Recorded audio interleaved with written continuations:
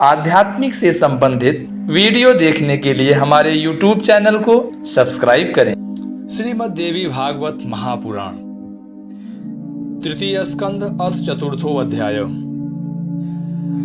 भगवती के चरण नख में त्रिदेवों को संपूर्ण ब्रह्मांड का दर्शन होना, भगवान विष्णु द्वारा देवी की स्तुति करना।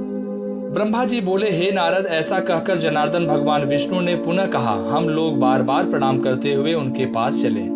वे वरदायिनी महामाया हमें अवश्य वरदान देगी, अतः निर्भय होकर हमें उनके चरणों के निकट चलकर उनकी स्तुति करनी चाहिए। यदि उनके द्वारपाल हमें वहां रोकेंगे तो हम लोग ध्यान पूर्वक वहीं बैठकर देवी की स्तुति करने लगेंगे। ब्रह्मा जी बोले, भगवान विष्णु के ऐसा कहने पर मैं तथा शिव हम दोनों प्रसन्नता से गदगद होकर शीघ्र ही उनके निकट जाने को उत्सुक हो गए। विष्णु से ठीक है ऐसा कहकर हम तीनों शीघ्रता पूर्वक विमान से उतरकर मन ही मन अनेक तर्क वितर्क करते हुए भगवती के द्वार पर जो ही पहुंचे त्यों ही द्वार पर स्थित हम सभी को देखकर मंद मुस्कान करके उन भगवती ने हम तीनों को स्त्री रूप में परिणित कर दिया। हम लोग नाना प्रकार के भूषणों से अलंकृत रूपवती युवती बन गए और अत्यंत आश्चर्यचकित होकर उन महामाया भगवती के पास पुनः गए। स्त्री के वेश में हम लोगों को अपने चरणों के निकट देखकर अत्यंत मनोहर रूप वाली उन देवी ने हम लोगों के ऊपर कृपा दृष्टि डाली। उस समय महामाया भगवती को प्रणाम करके स्त्री वेशधारी तथा दिव्य वस्त्राभरण धारण किए हम तीनों परस्पर एक दूसरे को देखते हुए उनके सामने खड़े रहे। विविध प्रकार के जटित एवं करोड़ों सूर्य के समान दैदिप्यमान देवी के पाद पीठ को देखते हुए हम तीनों वहीं स्थित रहे। उन महादेवी की हजारों सेविकाओं में से कुछ ने रक्त वस्त्र, कुछ ने नीले वस्त्र, कुछ ने सुंदर पीत वस्त्र धारण कर रखे थे। वहां उपस्थित सभी देवियां सुंदर स्वरूप की थी और विचित्र वस्त्र एवं आभूषणों से सुसज्जित थी। वे सब जगदम्बा की विभिन्न सेवाओं में तत्पर थी। उनमें से कुछ गा रही थी, कुछ नाच रही थी और कुछ स्त्रियां हर्ष के साथ वीणा तथा मुखवाद्य बजाती हुई अन्य सेवाओं में संलग्न थी। हे नारद जी, वहां मैंने भगवती के चरण कमल के नख रूपी दर्पण में जो अद्भुत दृश्य देखा उसे बताता हूँ, आप सुने।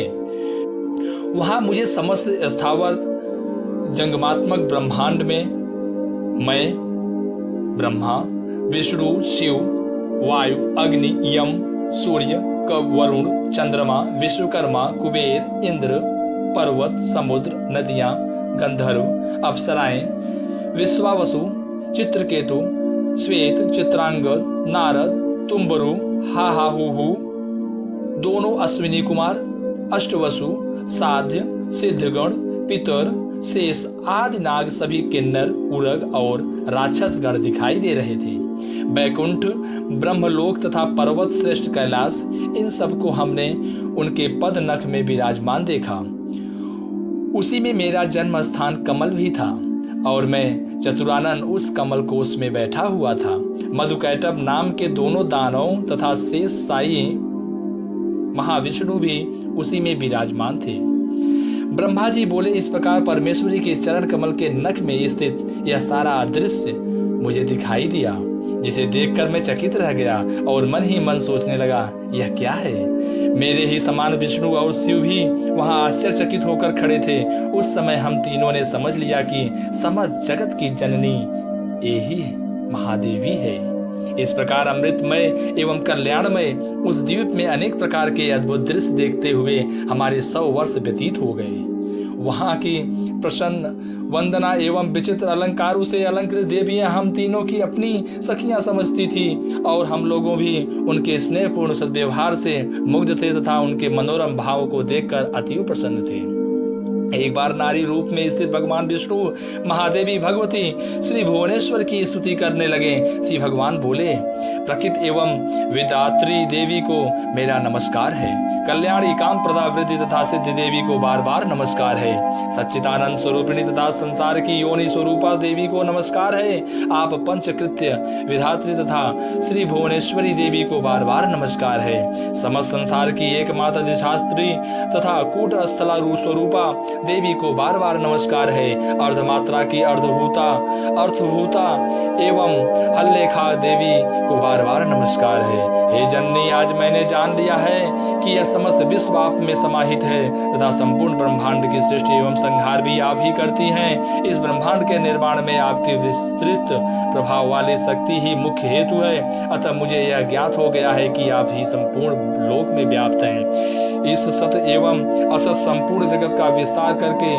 उस चिद ब्रह्मा पुरुष को यथा समय आप इसे समग्र रूप से प्रस्तुत करती हैं। अपनी प्रसन्नता के लिए 16 तत्वों तथा महदादि अन्य 7 तत्वों के साथ आप हमें इंद्रजाल के समान प्रतीत होती हैं। हे जननी, आपसे रहित यहाँ कोई भी वस्तु दिखाई नहीं देती। आप ही समस्त जगत को व्याप्त करके स्थित रहती हैं। बुद्धिमान पुरुषों का कथन है कि आपकी शक्ति के बिना वह परम पुरुष कुछ भी करने में असमर्थ है। आप अपने कृपा प्रभाव से संसार का कल्याण करती हैं। हे देवी, आप ही अपने तेज से सृष्टि काल में संपूर्ण जगत को उत्पन्न करती हैं तथा प्रलय काल में इसका शीघ्र ही संहार कर डालती हैं। हे देवी, आपके वैभव के लीला चरित्र को भली भांति जानने में कौन समर्थ है। हे जननी, मधुकैटभ नामक दोनों दानवों से आपने हमारी रक्षा की है। आपने ही हम लोगों को अपने अनेक विस्तृत लोक दिखाए तथा अपने अपने भवन में हमें परमानंद का अनुभव कराया। हे भवानी,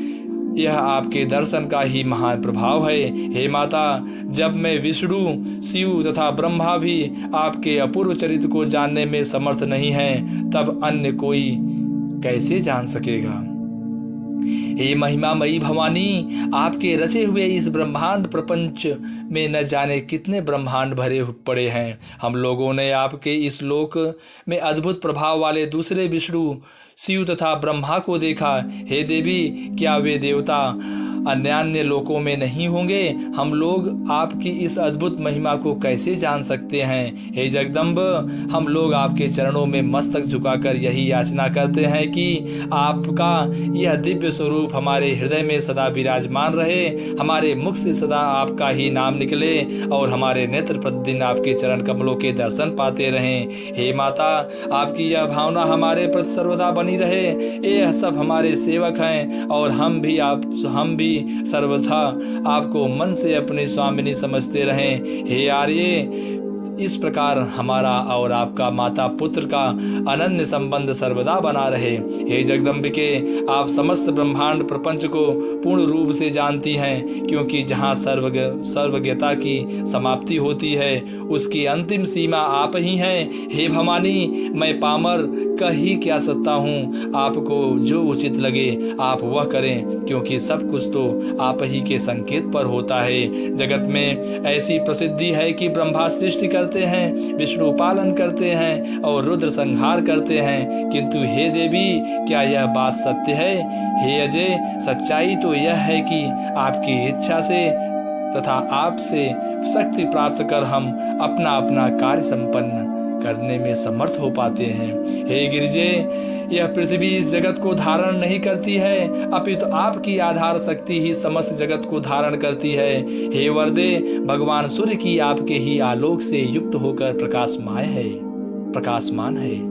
इस प्रकार आप विरजा रूप से इस संपूर्ण जगत के रूप में सुशोभित हो रही हैं। ब्रह्मा, मैं यानी विष्णु तथा शंकर, हम सब आपके ही प्रभाव से उत्पन्न होते हैं। जब हम नित्य नहीं तो फिर इंद्र आदि प्रमुख देवता कैसे नित्य हो सकते हैं। समस्त चराचर जगत की रचना जननी तथा सनातन प्रकृति रूपा आप ही नित्य हैं। हे भवानी, आपकी सन्निधि में आने पर आज मुझे ज्ञात हो गया है कि आप मुझ पुराण पुरुष पर सर्वथा दया भाव बनाए रखती हैं, अन्यथा मैं अपने को सर्वव्यापी, आदि रहित, निष्काम ईश्वर तथा विश्वात्मा मान बैठता और अहंकार युक्त होकर सदा के लिए तमोगुणी प्रकृति वाला हो जाता। आप निश्चय ही सदा से बुद्धिमान पुरुषों की विद्या तथा शक्तिशाली पुरुषों की शक्ति हैं। आप इस मनुष्य लोक में कीर्ति, कांति, कमला, निर्मला तथा तुष्ट स्वरूपा तथा प्राणियों को मोक्ष प्रदान करने वाली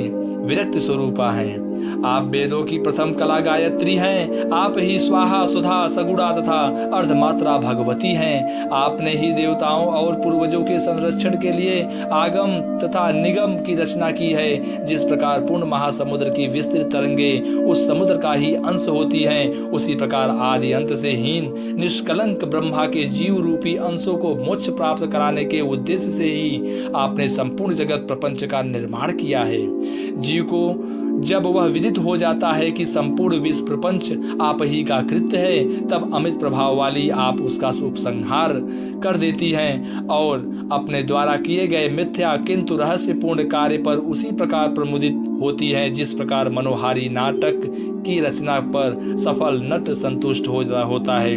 हे अंबिके, आप इस मोह मैं भव सागर से मेरी रक्षा कर सकती हैं। राग द्वेष आदि द्वंद्वों के कारण अत्यंत कष्टदायक तथा दुखप्रद मिथ्या अंत काल में मेरी रक्षा कीजिएगा। मैं आपके शरणागत हूँ। हे देवी, आपको नमस्कार है। हे महाविद्ये, मैं आपके चरणों में नमन करता हूँ। हे सर्वार्थ दात्री शिवे, आप ज्ञान रूपी प्रकाश से मेरे हृदय को आलोक प्रदान कीजिए। जय माता दी।